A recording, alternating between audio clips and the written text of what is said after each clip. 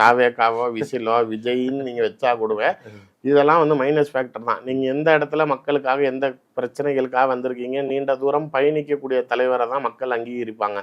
ஏதோ இன்னைக்கு வெறும் பணத்துக்காகவும் பதவிக்காகவும் எல்லாத்தையும் விட்டுட்டு வந்துட்டேன்னு பேசுறதெல்லாம் இது ஒன்றும் நீங்க உச்சத்திலையும் கிடையாது, அதுதான் உச்சிங்கிறதும் கிடையாது. அதற்கு அதை விட ஒரு உச்சியான இடத்த பிடிக்கிறதுக்கு தான் இப்போ வந்திருக்கிறீங்க. அப்படி இருக்கிறப்ப நாளைக்கு இதை விட்டேன் அதை விட்டேங்கிறதெல்லாம் இதெல்லாம் மக்களுக்கு தேவையில்லை. எதை விட்டாலும் நீ மக்களை விட்டுட்டங்கிறது தான் என்னோட பார்வையே. நீ அவர்களுக்கு வந்து நிக்கல, உனக்காக உயிர் கொடுத்தவர்கள் இடத்துலயே அந்த சம்பந்தப்பட்டவர்கள் உங்களை குற்றம் சொல்லாத போனதுனால நீ தப்பிச்சுக்கிட்ட.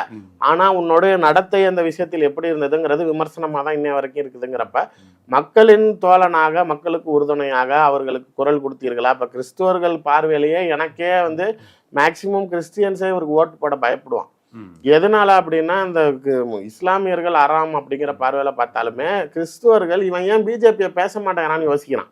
அவருக்கு இவன் நம்பாளுதான், நான் இல்லைன்னு சொல்ல, ஆனா இவன் ஏன் அவனுக்கு நண்பனா இருக்கிறான்.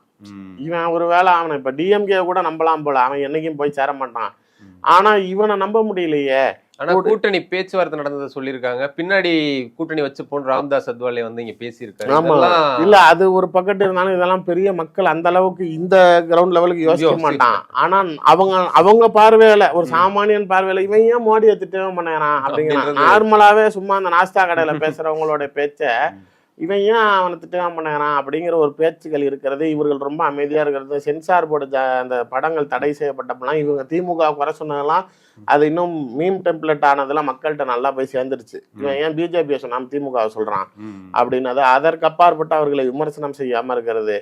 எல்லா இடத்துலையும் திமுகவை ரொம்ப விமர்சனம் செய்யறதுமே இவங்களை வந்து ஏன் நாளைக்கு டிஎம்கே மட்டும் அடிக்கிறாங்க போக மாட்டேங்குதுங்கிறப்ப ஒரு சந்தேக பார்வையில் விஜயை கிறிஸ்துவ சமூக மக்களே பார்க்குறாங்கங்கிறப்ப எனக்கு அவர்களே இவரை முழுமையாக ஏற்பாங்களான்னு தெரியல.